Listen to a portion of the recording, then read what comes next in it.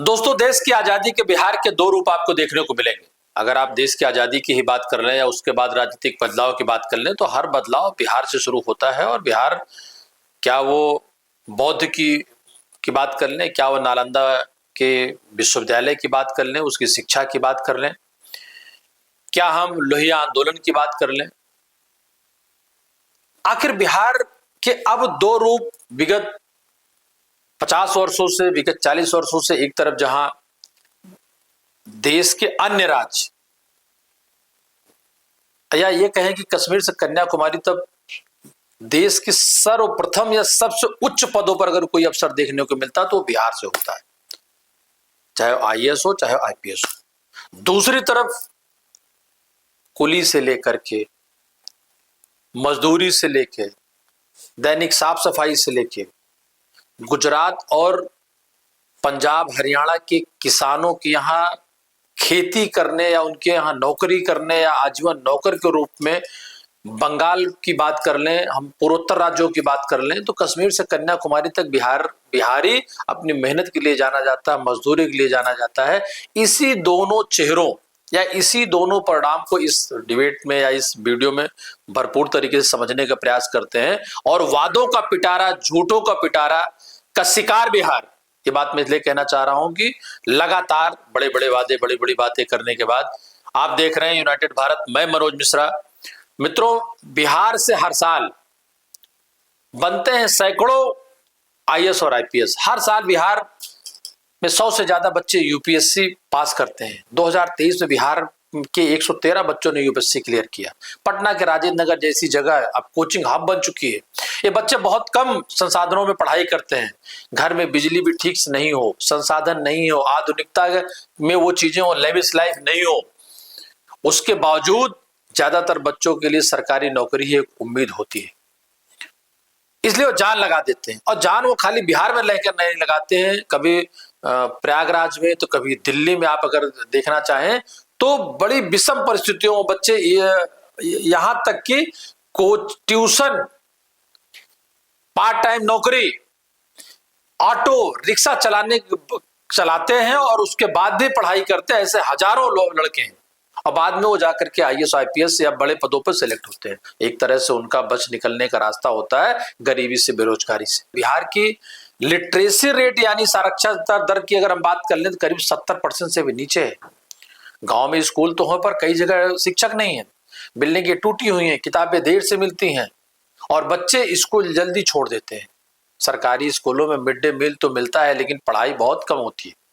इसका नतीजा है कि गांव के बच्चे आगे नहीं बढ़ पा रहे हैं।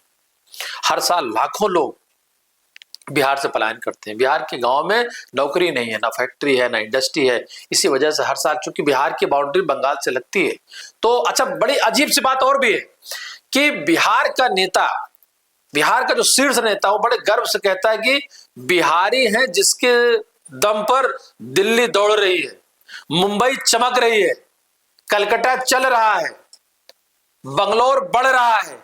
और ये कहने में शर्म क्यों नहीं आती है? आपने ज्यादातर प्रवासी मजदूरों को देखा होगा जिस समय कोविड की आपदा पूरे विश्व में आई और भारत में भी आई। लाखों लाख करोड़ों करोड़ लोग गुजरात से, कर्नाटक से, महाराष्ट्र से, अन्य राज्यों से अपने गांव की तरफ पलायन किए।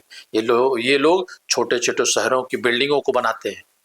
ये बल्कि ये कहिए छोटे शहर को बड़ा करने में बिहार के लोगों का, उनके तकनीकी अनुभवों का बड़ा है।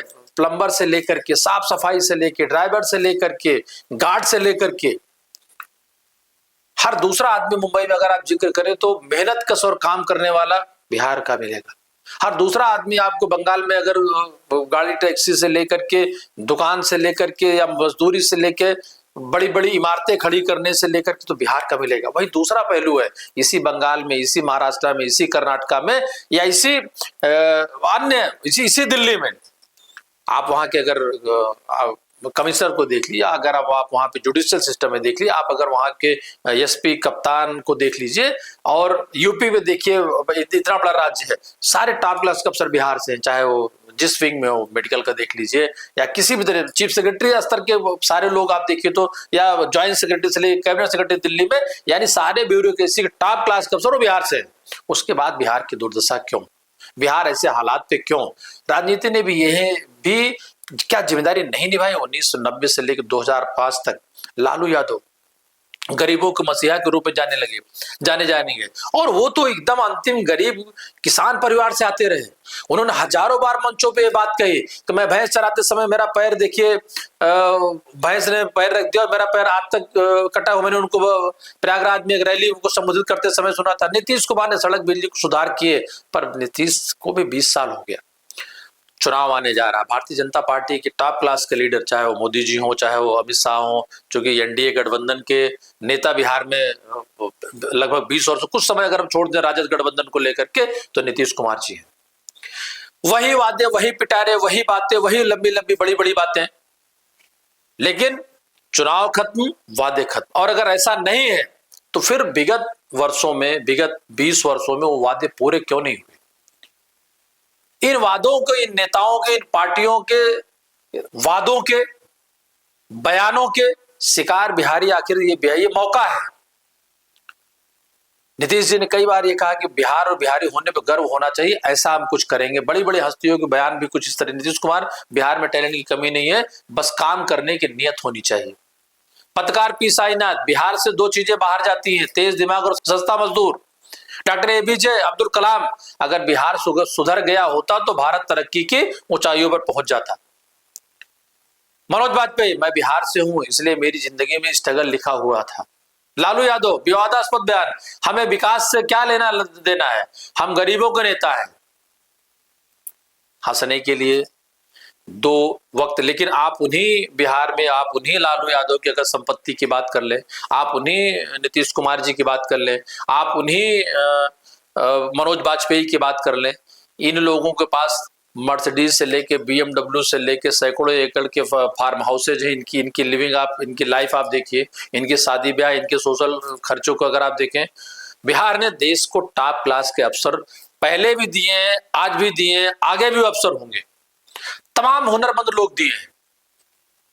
लेकिन वही बिहार आज भी स्कूल, अस्पताल और रोजगार के लिए तरस रहा। सवाल है, क्या बिहार को सिर्फ चुनावी वक्त पर याद किया जाएगा, या अब वक्त आ गया है कि असली बदलाव की बात? बीच में आपने प्रशांत किशोर को देखा, प्रशांत किशोर पर मैं रुकना चाहूंगा, बात करना चाहूंगा।